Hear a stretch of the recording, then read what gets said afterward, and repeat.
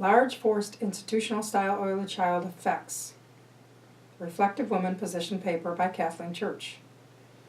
The question is, forced large traditional institutional style early childhood programs are damaging our children.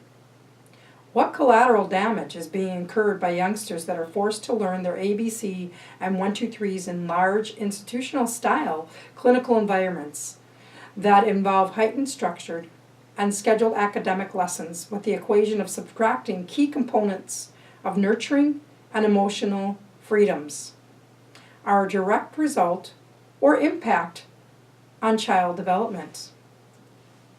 We know that in recent studies that have come back proving with testing results that by the time many of the early childhood students that have engaged in universal K programs for ages of 3 and 4-year-olds are assessing at higher levels of reading and math, per PICA's research in 2016. There is no denial based on academic achievement based on particular demographical groups in the studies that early childhood large programs have had a success rate in areas of academics. But the same research also states by the time they reach the 3rd grade, their learning abilities and future achievement levels with their counterparts that didn't attend an early childhood program. What also was identified in PICA 2016 was there is no substantial link of success of early childhood programs because of what long-term price of children's social and emotional development is as a direct result of forcing them into institutional style learning environments based programs. So, point in case. Bring a true weight of cause and benefit to the evaluation of large institutional style free forced education only results in the same levels being met by student counterparts that started formal education at a later age, skipping early childhood programs in their school district. So now, we look, was the academic beneficial worth the risk of damaging to a child's social and emotional skills, all for being at the sake of academic level as their peers by 3rd grade? No, I don't think so. We also have been told that there is not enough evidence regarding cultural, race, and economic status of children that do better or worse. There is not a gauge that there is substantial enough to really do a random controlled study to actually prove the theories that exist that early childhood programs make a major impact on the lifelong educational and developmental journey a child takes. However, today, depression among children is at the all-time high, according to the research of PICA 2016. It is thought that there is partially due to children starting school when their brains are not ready. It causes stress and depression in children. What many of the studies point out is that there are also major variables that could be contributed to the advancement of children's academic achievements and advancement that are not taken into account or even given a large amount of credit for the increase of academic advancements. Some of those variables include nutritional foods, quality of programs, class sizes, time that the children were in early childhood care, not just hours in a day, but also number of years in a program. So again, a con on the play of research involving institutionalized early childhood education. We should point out that much of the research that is conducted is done by larger institutions and organizations that are funded by large educational publishing houses that would benefit financially with more sales of learning products and programs that publish for larger institutional style learning environments. So that in mind brings me to a bigger picture. Who again is benefiting from the professed statement that forced large-scale style early childhood programs are being promoted for? What factors in mind? For whose benefit is it for? The identified stakeholders, which are Department of Ed and parents, or are the child who is more like the sacrificial lamb? Let us look at the data from other countries like the United Kingdom as another example of effects of early childhood programs and their results. What has been discovered are key issues of social and emotional disturbances in development areas of children that structured play was a key factor are not a greater outcomes. We know that children who are forced too young to have direct instruction can be good, but also damaging in a directed instruction is pushed too long, as if the play is not involved in a learning environment. We also know that sensory is a major part of developmental success. If children develop more soundly and balanced in regards to their ability to explore uninhibited and with more freedom than the fallacy of structured, directed lessons, which comes under the realm of institutional style learning, falls very short and a positive outcome. Many of them have positive results with higher graduation rates and fewer incarceration rates. However, these are based on the bias of certain races and not a full spectrum of all groups and all races. It also, again, attends to children of poverty, and the consensus that some studies come to is that early educational is better than none. This does not prove the theory that mass universal K programs have delivered what they attempted to deliver, nor not just in the United States, but in other countries like the United Kingdom. The increase of IQ levels once they reach the 3rd to 5th grade again level out. And there is not that much of an increase of IQ abilities that can be attributed to early education. Currently, studies tell us that there is a minimal increase of 0.5% of educational value. But the increase of social behaviors from research tells us that with the increase in formal early education program, a price is being paid on behavioral and emotional development. This can have repercussions that are not of a positive effect. We are seeing more children that are being cited for behavioral issues than can be explained through psychological studies that identified the increase of stress in children, adults resulted in increased amounts of hormone. It's called cortisol, which produces when the individual is feeling stressed or suffering from anxiety.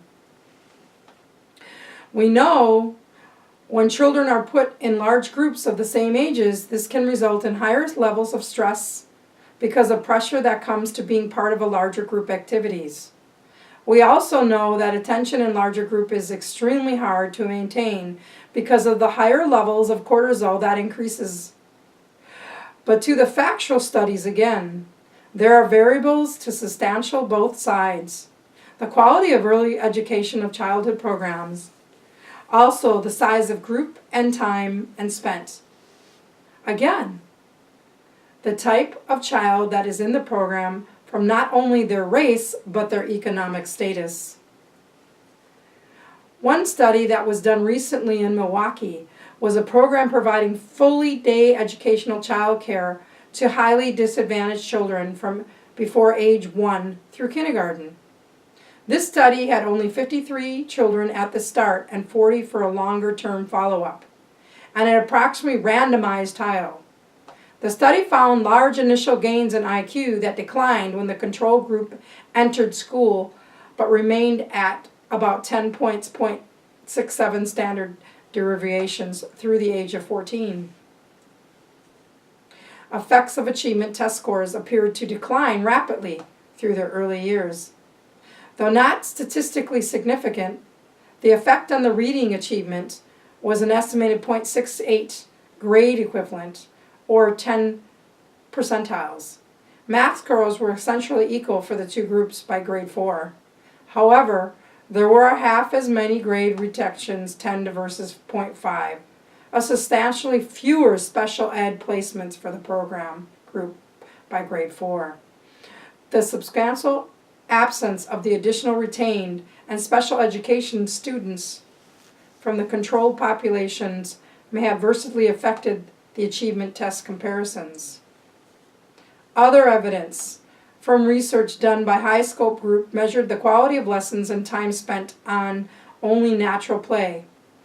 The biggest factor that came to it's the size of class and ratio of teachers.